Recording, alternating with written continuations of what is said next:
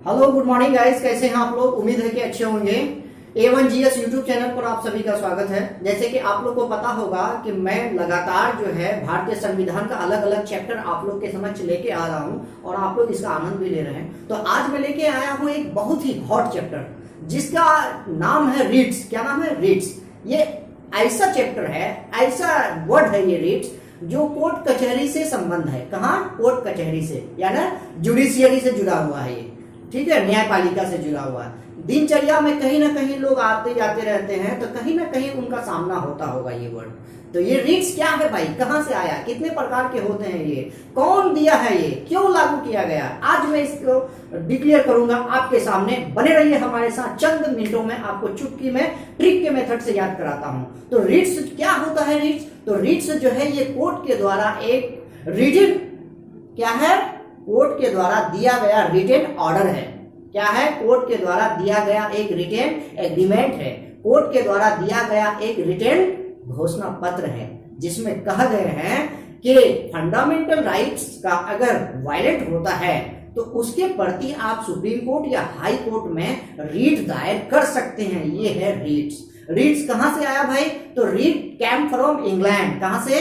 England से लिया गया है रीट्स को। कितने प्रकार के होते हैं रीट्स? तो रीट्स 5 प्रकार के, 5 तरह के रीट होते हैं। आज इस 5 तरह का रीट को मैंने आपके समक्ष एक ट्रिक पेश कर रहा हूं।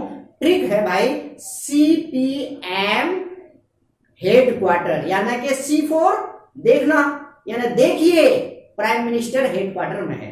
तो मेरे साथ बने रहिए। रीट कितने प्रकार के? 5। कहां से लिया है? इंग्लैंड से। ठीक है, अगर आपके साथ इसका हनन होता है फंडामेंटल राइट से जुड़े हुए, तो आप सुप्रीम कोर्ट में अपील कर सकते हैं, पहला। दूसरा, आप हाई कोर्ट में अपील कर सकते हैं। सुप्रीम कोर्ट में अपील जो करेंगे आप, तो किस आर्टिकल के तहत? तो आर्टिकल 32। किसके साथ? आर्टिकल 32 के तहत आप सुप्रीम कोर्ट में रीट दायर कर सकते हैं। आर्टिकल 32 इतनी इंपॉर्टेंट आर्टिकल है कि किसी भी एग्जाम का पेपर उठा के देखिए आप, बार बार पूछता है ये। भारतीय संविधान का आत्मा कहा है इसको, भारतीय संविधान का हार्ट एंड सोल कहा है इंडियन कॉन्स्टिट्यूशन का। कौन कहे हैं? डॉक्टर भीमराव अंबेडकर ने कहे थे। क्या कहे थे? कि ये रीट्स जो है, ये आर्टिकल 32 जो है, जुड़ा हुआ है किससे? भारतीय संविधान का आत्मा से। ठीक है, आई होप कि आप समझ गए होंगे।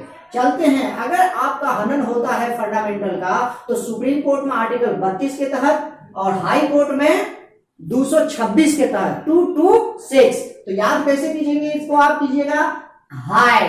हाई तो आप भी बोलेंगे हाई, तो 2 बार हाई, तो डबल 2। सी की बनावट 6 के जैसा, 6 के जैसा, तो 6। तो आई होप कि आपको याद हो गया होगा। High court 226। ठीक है, अब चलेंगे हम ट्रिक पर कि 5 प्रकार का जो ट्रिक है, मतलब ये रीट्स है। तो देखिए मेरे साथ, CPM हेडक्वार्टर, यानी कि देखिए प्राइम मिनिस्टर हेडक्वार्टर में है। तो C4 सर्सियोररी, ठीक है, P4 prohibition, M4 mandamus, H4 habeas corpus, Q4 quo warranto. ठीक है, अब देखिए मैं इसको एक्सप्लेन कर रहा हूं। सर्सियोररी किसको कहता है? That means certified. क्या? सर्टिफाइड। जिससे कहता है, जिसे कि सपोज कीजिए कोई स्टेट है, उसमें कोई केस लंबित पड़े हुए हैं। ठीक है, तो वो केस बहुत दिनों से है और वो आदमी उस स्टेट से दूसरे स्टेट चले जाते हैं, तो उनका साथ अब वो केस तो दूसरे स्टेट में रह गए, तो वही कोर्ट ऑर्डर करते हैं कि भाई ये केस जो है इनका वहां दूसरा स्टेट में ट्रांसफर कर दिया जाए। इसको हम कहेंगे सर्सियोररी। नेक्स्ट चलेंगे हम prohibition. Prohibition that means to forehead, जिसे कहते हैं कि सुप्रीम कोर्ट ऑर्डर करते हैं हाई कोर्ट को, हाई कोर्ट ऑर्डर करते हैं लोअर कोर्ट को कि कोई भी लंबित मामला अगर ज्यादा दिन से पड़े हुए हैं तो जल्दी उसको जजमेंट दिया जाए, जल्दी से जल्दी स्पीड ट्रायल चला के उस केस को खत्म किया जाए। ये कहता है प्रोहिबिशन। नेक्स्ट चलेंगे हम मैंडामस। मैंडामस जिसको कहता है वी कमांड। क्या?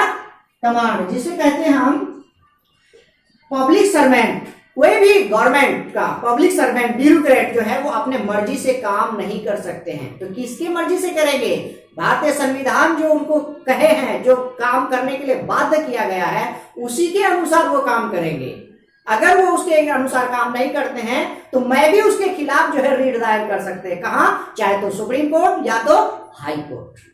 नेक्स्ट चलेंगे हम sorry habeas corpus. Habeas corpus to have the body, कहता है कोई भी आदमी, कोई भी पर्सन है, अगर कोई घटना घटता है उसके साथ, अगर पुलिस उसको कस्टडी में लेती है तो उसको ज्यादा से ज्यादा 24 घंटा रखना है अपने अंडर।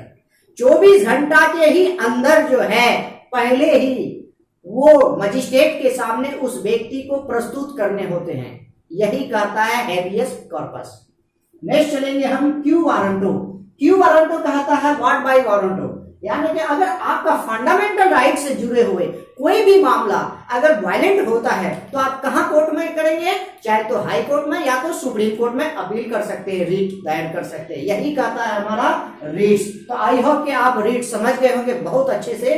और मैं जाते जाते आपको कहना चाहूंगा कि A1GS यूट्यूब चैनल को सब्सक्राइब कीजिए और बेल आइकन को जरूर दबाइए, ताकि जो ही मैं वीडियो अपलोड करूं आपके साथ नोटिस आ जाए और तुरंत अपडेट हो जाए उनसे आप। इसके लिए धन्यवाद, बाय बाय।